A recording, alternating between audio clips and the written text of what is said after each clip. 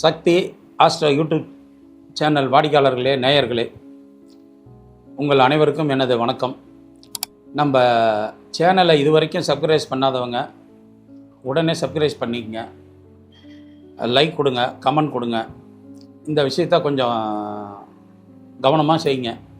இப்போ நம்ம கடந்த வீடியோக்கள்லாம் சில விஷயத்தங்களை நான் உங்களுக்கு சொல்லியிருக்கேன். இந்த மாதிரி இந்தந்த கிரகங்கள் எப்படி இருந்தால் இப்படிப்பட்ட பலன்கள் அப்படின்னு.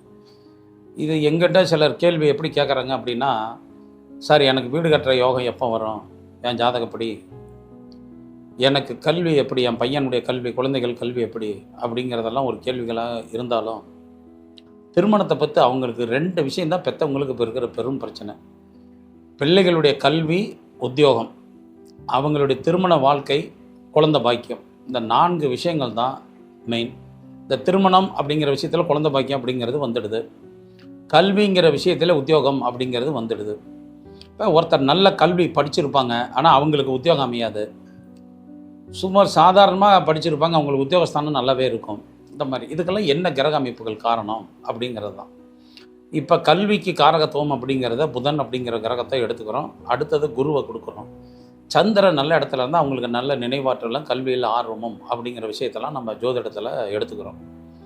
இன்றைக்கி இருக்கிற கால சூழ்நிலைகளில் ஒருத்தர் நல்லபடியாக படிப்பை படித்து பட்டப்படிப்பு வாங்கி வேலைக்கு போகிறதுங்கிறதே ரொம்ப ஒரு பெரிய பிரச்சனையான விஷயமாக தான் இருக்குது. அதுக்கு அடுத்தபடியாக வேலைக்கு போயிட்டு திருமணம் அப்படிங்கிற விஷயமும் அவர்களுக்கு பிரச்சனையாகத்தான் இருக்குது.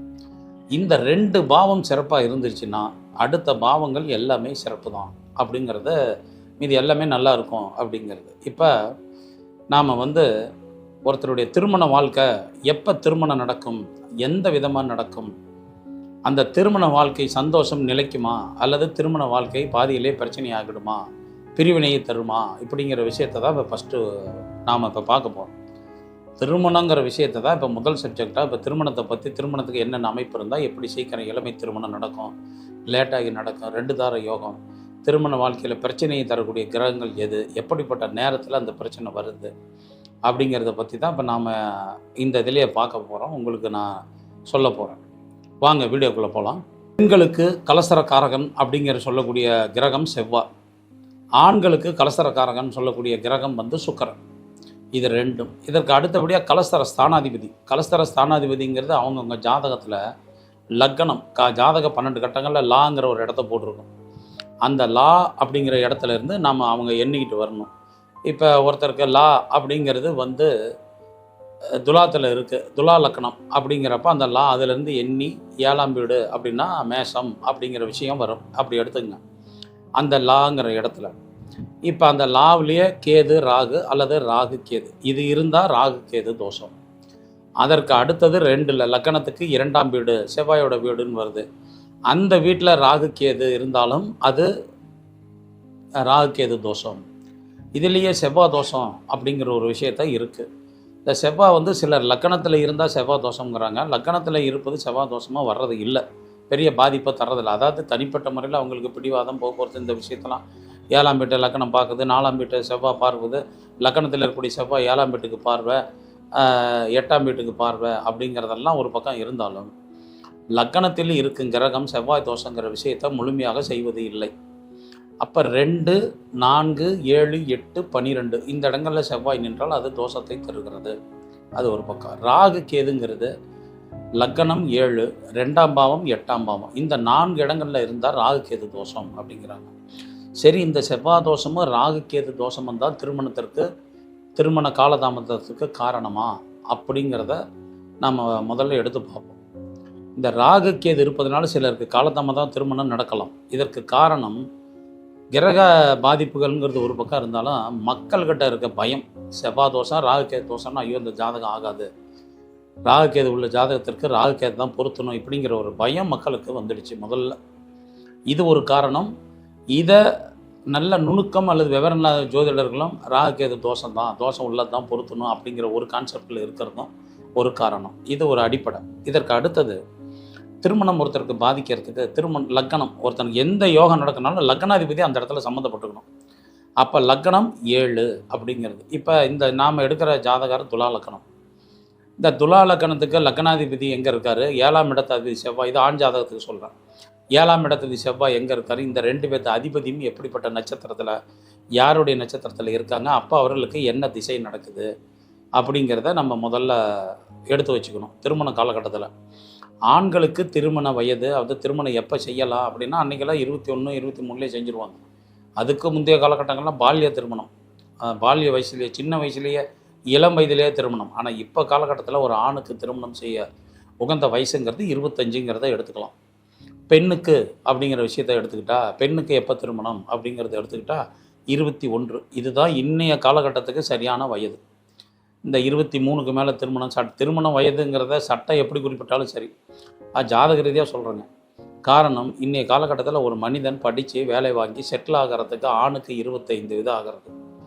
பெண்ணுக்கும் இன்றைக்கி படிக்கிறாங்க, வேலைக்கு போகிறாங்க, அந்த பக்குவம் வர்றதுக்கும் அவர்களுக்கு குறைந்தபட்சம் 21 வயது வேண்டும். இந்த ரெண்டையும் கம்பேர் பண்ணிக்கலாம். அப்போ அந்த 25 வயசு 21 வயசு நடக்கிறப்ப லக்னம் 7ஆம் பாவம் இந்த இடத்த கலசரக்காரகன் சுக்கிரன் பார்த்தாலும், இல்லை அந்த லக்னத்துக்கு கோச்சாரத்தில் வந்தாலும், குரு பார்வை பார்த்தாலும், அந்த அதிபதிக்கு குரு தொடர்பு இருந்தாலும், ஆண்களுக்காக இருந்தால் 7ஆம் இடத்து அதிபதியோட சுக்கிரன் தொடர்பு கொண்டாலும், குருவை தொடர்பு கொண்டாலும், அவர்களுக்கெல்லாம் அப்போ திருமணம் அப்படிங்கிற ஒரு விஷயம் நடக்கும். இந்த காலகட்டத்தில் இளமையில் திருமணங்கிறது 7ஆம் பாவாதிபதி ஒரு நல்ல பலம் பொருந்தி சுப பலனோடு இருந்து, 7 கூடிய கிரகம் எந்த கிரக லக்னமாக இருக்கட்டும், 7ஆம் இடத்து அதிபதியும் கலசர காரகன் சொல்லக்கூடிய ஆண்கள் ஜாதத்தில் சுக்கிரனும் நல்ல பலமாக இருந்து, 7ஆம் இடத்து அதிபதியும் பலம் பொருந்தி, 7ஆம் வீடு பாவிகள் தொடர்பு இல்லாமல் இருந்தால் அவர்களுக்கு விரைந்து திருமணம் நடக்கும். இளம் வயது திருமணம் அப்படிங்கிறதுங்க தாங்க. இப்போ இதில் இந்த காலகட்டத்தில் காதல் திருமணமா, கலப்பு திருமணமா, இவன் திருமணம் பெற்றோர்கள் பார்த்து செய்யக்கூடிய திருமணமா, கோவிலில் நடக்கக்கூடிய திருமணமா, எளிமையாக ரிஜிஸ்டர் ஆஃபீஸில் போய் நடக்கக்கூடிய திருமணமா, அல்லது திருமணம் பிரச்சனையில் நடக்குமா, சுபமாக நடக்குமா அப்படிங்கிறதுக்கும் கேள்விகள் அவங்க ஜாதக கட்டத்தில் தான் இருக்குது. ஒரு பாவம் தூய்மையாக இருக்கணும், சுத்தமாக இருக்கணும். அந்த பாவத்தை பாவிகள் பார்வை பார்க்கக்கூடாது, அந்த பாவாதிபதி பார்வை இருக்கக்கூடாது, பாவிகளோடு சேரக்கூடாது, அந்த பாவாதிபதி தன் ஸ்தானத்துக்கு 8ல் மறையக்கூடாது. இப்போ லக்னாதிபதி அப்படிங்கிறத விட்டுட்டு 7ஆம் பாவம் கலஸ்தரம், 7ஆம் பாவாதிபதி 2ஆம் பாவத்தில் இருந்தால் மனைவியினால் வருமானம் அப்படிங்கிற விஷயத்தை எடுத்துக்கலாமா, அல்லது 7ஆம் பாவாதிபதி தன் ஸ்தானத்துக்கு 8ல் மறைகிறாரு அப்போ திருமணம் லேட்டு, அல்லது அந்த பாவம் சிறப்பு இல்லை அப்படிங்கிறத எடுத்துக்கிறதா, இப்படிங்கிற ஒரு கேள்வி. இந்த கேள்வியில் சுக்கிரன் நிலையை பாருங்கள். 7ஆம் இடத்துக்கு 2ல் இருந்தாலும் நட்பு வீடான்னு பாருங்கள், எந்த நட்சத்திர சாரத்தில் இருக்காருன்னு பாருங்கள், அந்த இடம் கொடுத்த கிரகம் நின்ற சாரநாதன் நல்ல நிலைமையில் இருக்காருன்னு பாருங்கள். இதெல்லாம் இருந்தால் அந்த பாவம் வலுப்பு இருக்கிறது.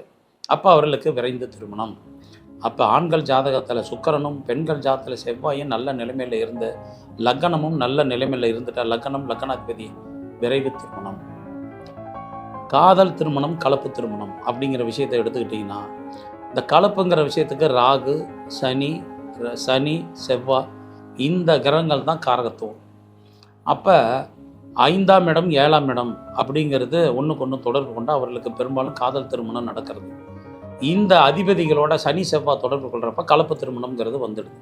செவ்வாய் சனி சேர்ந்தால் அந்நிய சம்பந்தம் அப்படிங்கிறத நீங்கள் முதல்ல எடுத்துக்கணும்.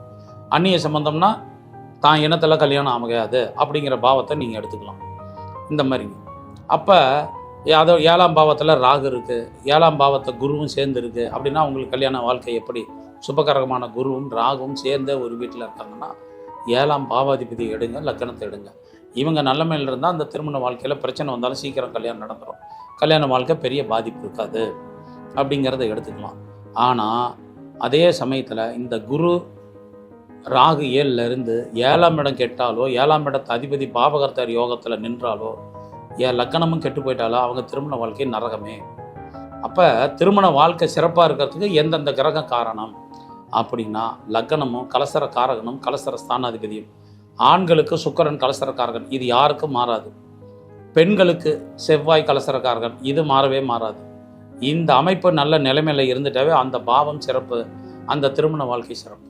இதற்கு அடுத்தது 7ல் பாவிகள் செவ்வாய் ராகு சனி இந்த மாதிரி கிரகங்கள் இருந்தால் திருமண வாழ்க்கை கெடும். 7ஆம் இடத்து அதிபதி தன் ஸ்தானத்துக்கு 8ல் மறைந்தாலோ, பாவிகளோடு சேர்ந்தாலோ, அல்லது பாவிகளுடைய பிடியில் இருந்தாலோ அவர்களுக்கெல்லாம் திருமண வாழ்க்கை நரகமே. அங்கெல்லாம் திருமண வாழ்க்கை சிறப்பாக இருக்கிறது இல்லை. கடமைக்கு சத்தியத்துக்கு கட்டுப்பட்டு வாழ்கிறது, குடும்ப நிலை வேறு வழி இல்லை அப்பா அம்மா வீட்டில் போய் இருந்து வாழ முடியாது அப்படிங்கிறவங்களுக்கெல்லாம் இந்த மாதிரி 7ஆம் இடம் கெட்டு போகும். 7ஆம் இடத்து அதிபதி பாவிகளோடு சேர்ந்துருக்கு. அந்த மாதிரி அதே மாதிரி லக்னம் அப்படி தான். ராகு கேதுக்குள்ள லக்னம் சம்மந்தப்பட்டு சுபர் பார்வையில்னா அவங்க வாழ்க்கை கொஞ்சம் பாதிக்க தான் செய்யுது. இப்போ 7ல் என்னென்ன கிரகம் இருந்தால் என்னென்ன நடக்குங்கிறத ஒரு பொதுவான ஒவ்வொரு லக்கணத்துக்கும் அதை பார்க்கணும். இருந்தாலும் நான் பொதுவாக சொல்கிறேன். 7ஆம் பாவத்தில் இதை முதல்ல ஆண்களுக்கு சொல்லிடலாம். 7ஆம் பாவத்தில் சுக்கிரன் என்றால் அது எந்த லக்கணமாக இருக்கட்டும், கொஞ்சம் திருமணம் லேட்டாக பண்ணுங்கள். ஆனால் நல்ல மனைவி, அழகிய மனைவி வருவாள். ஒரு ஜாதகத்தில் 7ல் சனி சுக்கிரன் இருந்தால் அழகிய மனைவி வருவாள். ஆனால் மனைவியினுடைய ஒழுக்கம் அல்லது அவர்களுடைய நடவடிக்கை கொஞ்சம் பிரச்சனையாக இருக்கும். அதை இவர் ஜாதகர் தான் கொஞ்சம் சரியாக பார்த்துக்கணும். அந்த மாதிரிங்க சுக்கிரன் 7ல் இருப்பது நல்ல மனைவியை தரும். அதே பாவத்தில் 7ஆம் பாவத்தில் செவ்வாயும் சுக்கிரனும் சேர்ந்திருப்பது காதலையும் தரும். நல்ல சுறுசுறுப்பான கலைகளில் வல்லவனான மனைவி, அந்த கலைகளில் கெட்டிக்காரத்தன்மை கொண்ட மனைவி வருவாள். அதே 7ல் சுக்கிரன் பொதுவாக இருக்குது. 7ஆம் பாவத்தில் சுக்கிரனோடு புதன் சேர்றப்ப படித்த மனைவி அல்லது ஆலோசனை சொல்லக்கூடிய மனைவி அப்படிங்கிறது வருவாள். சூரியன் சேரும் பொழுது குணமுள்ள கோபமுள்ள மனைவியாக வரல. அது என்னங்க குணம் கோபம் அப்படின்னா, குணம்ங்கிறது நல்ல குணங்கள், ஆத்ம பலம், ஆன்ம பலம் தருவது சூரியன். ஆனால் அது சுக்கிரனோட சேர்றப்ப சுக்கிரன் தன்னுடைய சுயத்தை இழக்க அஸ்தங்கம் ஆகும், சில பாதிப்படையும். அப்போ அந்த நேரத்தில் மனைவியினால் ஜாதகனுக்கு பிரச்சனை வரும், மனைவியை பிரியக்கூடிய நிலை வரும். இல்லை மனைவி தன்னை புரிஞ்சிக்காத மனைவி, கோபமுள்ள மனைவி, நோயுள்ள மனைவி, அப்படிப்பட்ட அமைப்பு ஏற்படும். இப்போ செவ்வாயை சொல்லிட்டேன், சூரியனை சொல்லிட்டேன், அதுக்கு அடுத்தபடியாக நாம் சொல்கிறது சனியும் சொல்லிட்டேன். இப்போ குருவை பார்ப்போம். குரு சுக்கிரன் 7ஆம் பாவத்தில் சேர்ந்து இருந்தால் லக்னத்தை ரெண்டும் பார்க்கும். மற்ற விஷயங்கள் எது நன்றாக இருந்தாலும் அவர்கள் தன் வாழ்க்கை துணையை விட்டு இன்னொரு துணை தேடுவார்கள். அல்லது தன் குழந்தைக்கு உனக்கு சின்னமாக இருக்காங்க, இது சித்தி அப்படிங்கிற நிலைமையை தரும். இந்த குருவும் சுக்கிரனும் சேர்ந்து இருந்தால், அது 7ஆம் பாவத்தில் இருந்தால் இப்படிப்பட்ட நிலை உண்டு. அதை பொருத்தம் பார்க்குறப்ப ஜோசியர்கள் இதை கவனமாக பொருத்தத்தை பார்த்து, குரு லக்னத்தை பார்க்குது, குரு சுபகிரகம், சுக்கிரன் லக்னத்தை பார்க்குது, சுக்கிரன் லக்னத்தை பார்க்குது அதிர்ஷ்டம், மனைவினால் அதிர்ஷ்டம். குரு பார்த்தா மனைவி நல்ல நகை போட்டுட்டு வருவா இப்படிங்கிறதெல்லாம் வேறு. ஏன்னா குரு தனக்காரகம், அப்போ தனத்தோடு வருவாள் அப்படிங்கிற, தனம்னா சொத்து அல்லது நல்ல பணம் காசு நகை இப்படி. அப்போ அதெல்லாம் அப்போ அடுத்தது. ஆனால் திருமண தரத்தில் சுக்கிரன் அசுரகுரு, குரு தேவகுரு. இந்த அசுரனும் தேவகுரு ரெண்டும் சேர்றப்ப அவங்களுக்குள்ள ஒரு ஈகோ கிளாஸ் ஆகிட்டே இருக்குமா. ரெண்டாவது குரு சுக்கிரன் ஆடம்பரம், வசதி வாய்ப்புகள், அலட்சியம், அந்த மாதிரி விஷயத்தை சுக்கிரன் கொடுப்பார், சுகபோகத்தை கொடுப்பார். குரு அப்படி இல்லை, தனக்காரகன், பொருளை சேர்க்கை தரக்கூடியவர். இது ரெண்டும் சேர்றப்ப அது ஒரு பெரிய திருமண வாழ்க்கையில் ஒரு சில குழப்பத்தை உண்டு பண்ணி இந்த மாதிரி சில பிரச்சனைகளை தருது. அதனுடைய காரகத்துவம் அப்படி. குரு லக்னத்தை பார்ப்பது நல்லது, சுக்கிரன் லக்னத்தை பார்ப்பதும் நல்லது. ஆனால் இது ரெண்டு ஒன்றா சேர்ந்து பார்க்குறப்ப பணமும் அல்லது அழகும்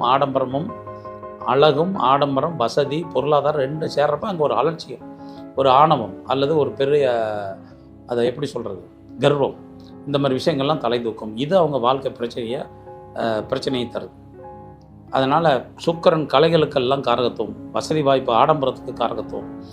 ஆடம்பரமும் வசதி வாய்ப்பும் வேணும்னா பணம் வேணும். அப்போ இந்த குருவும் சுக்கிரனும் சேர்றப்ப இயல்பாகவே ஒன்று இருக்க இன்னொரு அழகையோ இன்னொரு ஒரு நல்ல அறிவார்ந்த பெண், அழகான பெண், தான் மனைவி வீட்டு இல்லாத ஒரு விஷயம் இன்னொரு பெண்கிட்ட இருக்குன்னா அதை நாடி செல்லக்கூடிய குணத்தெல்லாம் இந்த கிரக அமைப்பு தரும். இதெல்லாம் நீங்கள் ஜாதகத்தில் எடுத்து பாருங்கள். நாம் சொல்கிறதுனால நீங்கள் எடுத்துக்க வேண்டியது. இது 7ஆம் பாவத்தில் இருந்தால் இந்த மாதிரி, இதே 2ல் இருந்தால் பலன் வேறு, லக்னத்தில் இருந்தால் அந்த அப்போ பலன் வேறு. எப்பயுமே ஒரு கிரகம் பார்க்கும் இடம் இருக்கிற இடத்த விட பார்க்கும் இடம் சிறப்பு.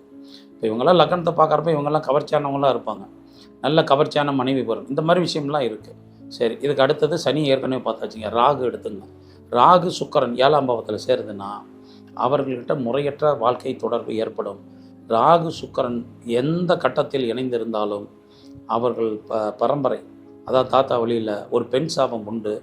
தன் மனைவி இருக்க பிற பெண்களோடு தொடர்பு கொள்ளும் குணம் இந்த ராகு சுக்கிரன் இருந்தால் இருக்கும், அல்லது அந்த மாதிரி பலன் நடக்கும். அப்போ ஜாதகம் பொருத்தம் பார்க்குறப்ப இந்த விஷயத்தெல்லாம் சேர்த்துக்கணும். இது திருமணத்துக்கு உண்டான குணத்தை மட்டும் சொல்கிறேன். ராகு சுக்கிரன் சேர்ந்தால் வேறு விஷயங்கள்லாம் இருக்குது. ஆனால் இந்த ராகு சுக்கிரன் சேர்றவங்களுக்கு திருமணம் பிரம்மாண்டமாக நடக்கும். நல்லா இதாக நடத்த விரும்புவார்கள்.